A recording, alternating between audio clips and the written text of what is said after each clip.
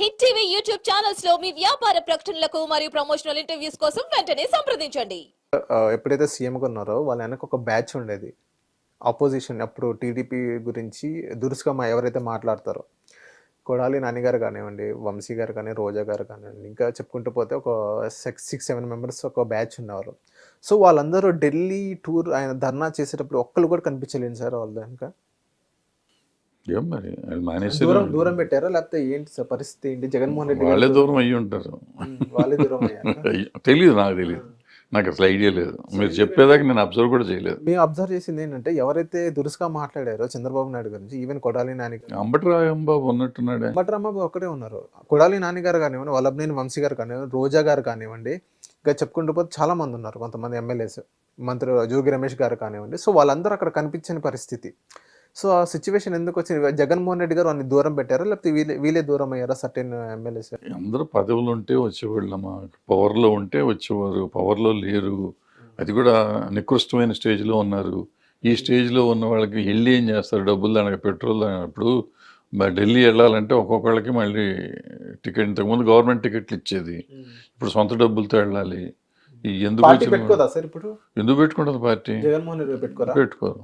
Okay, ఇది పార్టీలోనే సొంతమే కదబ్బా, జేబులో చంద్రబాబు నాయుడు గారి పార్టీకి చంద్రబాబు నాయుడు గారు పెట్టాలి, జగన్మోహన్ రెడ్డి గారికి జగన్మోహన్ రెడ్డి గారు పెట్టాలి, పవన్ కళ్యాణ్ గారికి పవన్ కళ్యాణ్ గారు పెట్టాలి.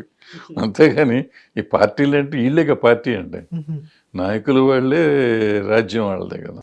సో సార్ ఇది విజయసాయి రెడ్డి గారి ఇష్యూ ఏదైతే ఉందో, శాంతి అనే సంథింగ్ ఏదైతే డిఎన్ఏ టెస్ట్ ఏదైతే చేయించాలి ఏదేదో అంటున్నారు, ఆ ఇష్యూ చూసారా సార్ మీరు?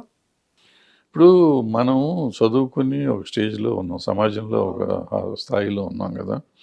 మనం ఈ అమ్మాయిల సంగతి లేకపోతే ఇల్లీగల్ కాంటాక్ట్ల సంగతి మాట్లాడే స్టేజ్లో ఉన్నాం మనం. అవసరమా? వాళ్ళకి సిగ్గు లేకపోతే మనకన్నా ఉండాలి కదా. ఈ సోషల్ మీడియాలో దీని గురించి ఎక్కువగా మాట్లాడుతాం. ఇప్పుడు ఈ ఇల్లీగల్ కాంటాక్ట్స్ ఇది కానీ ఇంకోటి కానీ రెండు ఉన్నాయి, జరుగుతున్నాయి, ఎక్కువ మీడియాలో జరుగుతున్నాయి. ఈ రెండిట్లోనూ అమ్మాయిలు ముద్దాయిలు. ఈ కేసుల్లో కాదు, వేరే కేసుల్లో. ఒక అమ్మాయి ఏమో డ్రగ్ కేసులో ముద్దాయిగా ఉంది, ఒక అమ్మాయి ఏమో ఈ కరప్షన్ కేసులో ఉంది. అవి చాలా సీరియస్ ఇష్యూస్. ఒకటేమో రాష్ట్రం సొమ్ము తినేసినట్టు, అది నిజమైతే. ఒకటేమో ప్రజల ఆరోగ్యంతో ఆడుకున్నట్టు, అది నిజమైతే. ఈ రెండిటికి చాలా ఇంపార్టెంట్ కేసులు. రాష్ట్రాన్ని గురించి మనం మాట్లాడాల్సిన విషయం ఉన్న కేసులు అవి. రెండింటిని గురించి వదిలేసి ఎవరెవరితో ఇల్లీగల్ సంబంధాలు ఉన్నాయి, ఎవరెవరితో ఏముంది, ఎవరెవరితో పడుకుంటున్నారు, మనం మాట్లాడుకుంటున్నాం. ఎంత దిగజారిపోయినప్పుడు మనం ఈ మీడియాలో ఉండాలా, ఆలోచించుకోవాలి మనం. సార్ ఇంకోటి ఏంటంటే, ఇప్పుడు 2014 నుంచి 19 దాకా చంద్రబాబు నాయుడు గారు పరిపాలించారు ఆంధ్ర రాష్ట్రానికి. 2019 నుంచి 24 దాకా జగన్మోహన్ రెడ్డి గారు పరిపాలించారు. చంద్రబాబు నాయుడు గారు ఉన్నప్పుడు ఆంధ్ర రాష్ట్రం ఓకే, గవర్నమెంట్ ఎంప్లాయీస్కి కరెక్ట్ టైంకి జీతాలు ఇచ్చే పరిస్థితి కూడా ఉంది. అప్పుడు వాళ్ళ పార్లమెంట్ ఎంపీస్ పార్లమెంట్కి వెళ్ళి మాకు హెల్ప్ చేయండి, జీతాలు కూడా ఇవ్వని పరిస్థితిలో ఉన్నాం. అలా ఎవ్వరు అడగల. టైం టు టైం జీతాలు అనేది ఇస్తున్నారు. ఈవెన్ రోడ్ కాంట్రాక్టర్స్ కూడా వాళ్ళ డబ్బులు అనేది నిధులను విడుదల చేస్తున్నారు. వేరే జగన్మోహన్ రెడ్డి గారి దగ్గరకు వస్తే సో జీతాలు ఇవ్వని పరిస్థితి, అండ్ జీతాలు కూడా టైంకి ఇవ్వని పరిస్థితి. అండ్ ఈవెన్ మొన్న లాస్ట్ ఒక 3 months ఎలక్షన్కి ముందు మనం చూసుకున్నట్లయితే అన్ని హాస్పిటల్స్ కూడా ఆరోగ్యశ్రీ అనేది మేము బంద్ చేస్తున్నాము, ఎందుకంటే మాకు నిధులు అనేది ఒక 6 to 7 months నుంచి మాకు ఇవ్వట్లేదు. 1800 కోట్లు 2000 కోట్లు సంథింగ్ వాళ్ళు ఇష్యూ జారీ చేశారు. సో జగన్మోహన్ రెడ్డి గారు ప్రజల గురించి అంత మంచిగా చూసుకునే వ్యక్తి, వాళ్ళ ఆరోగ్యం గురించి అంత మంచిగా చూసుకునే వ్యక్తి, ఈ సిచ్యువేషన్ ఎందుకు వచ్చిందంటారు? అంటే మనం ఎంతసేపు జగన్మోహన్ రెడ్డిని బ్లేమ్ చేద్దాం అనుకోవటం అంటే 2014 నుంచి 19 వరకు కూడా సేమ్ థింగ్ జరిగింది. 14 నుంచి 19 వరకు కూడా కాంట్రాక్టుల బిల్లు లాస్ట్ 1 year బిల్స్ ఇవ్వకుండానే వెళ్ళిపోయారు గవర్నమెంట్. 14 నుంచి 19 వరకు ఆరోగ్యశ్రీ అసలు లేదు, టోటల్గా ఆల్మోస్ట్ లేదు, అది చాలా చచ్చిపోయింది. వీళ్ళు వచ్చినాక దాన్ని రివైవ్ చేశారు. వాళ్ళు అన్న క్యాంటీన్లు ఉంచారు, వీళ్ళు అన్న క్యాంటీన్లు తీశారు. కొన్ని వాళ్ళు ఉంచారు, కొన్ని వీళ్ళు తీశారు, కొన్ని వాళ్ళు ఉంచారు, కొన్ని తీశారు. ఎవళ్ళ రాజకీయ అవసరాల కోసం వాళ్ళు చేసుకున్నారు.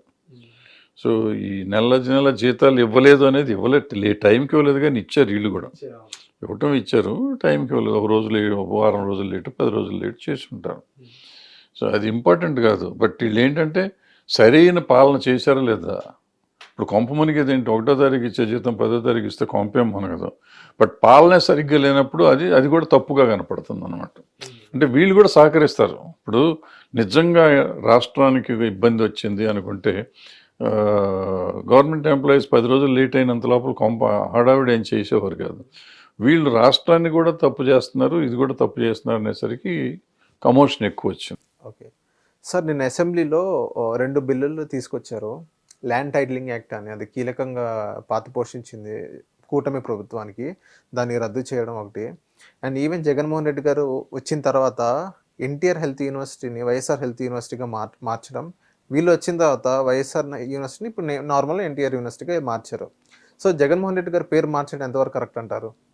తప్పు, అప్పుడే చెప్పాం కదా, దాని దుర్మార్గం అది. యూనివర్సిటీ పేరు మార్చడం ఏంటి, అది కూడా రాత్రికి రాత్రి పేరు బోర్డులు కూడా మార్చేసేయటం అనేది చాలా అన్యాయం. అది ఆయన ఓడిపోవడానికి కొన్ని కారణాల్లో ఇది ఒక పెద్ద కారణం. అంతే అంటారా? అదొక కారణం. ఇటువంటి చిల్లర పనులు కదా అయ్యి. ఇప్పుడు ఒక యూనివర్సిటీ పేరు ఏంటంటే జిల్లాకి పెట్టాం కదా, జిల్లాకి పెడితే కాలేజ్ పేరు తీసేస్తారా? బుద్ధి ఉండాలి కదా చేస్తానికి. ఆ రోజు చెప్పాం అది మనం. నిన్న చంద్రబాబు నాయుడు గారు ఒక వైట్ పేపర్ రిలీజ్ చేశారు అసెంబ్లీలో మద్యం గురించి. సో మద్యంలో చాలా కుంభకోణాలు జరిగినాయి. ఇక్కడ ఇండియా మొత్తం సార్ డిజిటల్ పేమెంట్ జరుగుతుంది. కాకపోతే ఆంధ్ర వైన్ షాప్లో కానీ డిజిటల్ పేమెంట్ అనేది లేదు, ఓన్లీ క్యాష్ అనేది తీసుకుంటున్నారు. అండ్ ఏదైనా క్వాలిటీ మద్యం అమ్ముతున్నారు అంటే నాసిరకం మద్యం అమ్ముతున్నారు. 60 రూపాయలతో తయారయ్యే మందు 200తో సంథింగ్ ఏదో అమ్ముతున్నారు, పిచ్చి పిచ్చి పేర్లు పెట్టి. సో దాని గురించి చంద్రబాబు నాయుడు గారు నిన్న శ్వేతపత్రం అనేది రిలీజ్ చేశారు.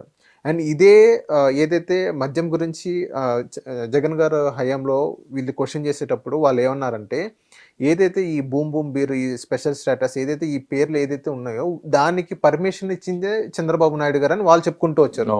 సో ఏది కరెక్ట్ సార్? ఇప్పుడు మనం చూసుకున్నాం, ఇప్పుడు కరెక్ట్ తప్పు చంద్రబాబు నాయుడు గారు చెప్పాలి. ఇప్పుడు వైట్ పేపర్ రిలీజ్ చేశారు కదా ఆయన, వైట్ పేపర్ రిలీజ్ చేసినప్పుడు ఆయన చెప్పాలి, వీటన్నిటికీ నేనే పర్మిషన్లు ఇచ్చాను, ఇచ్చుంటే.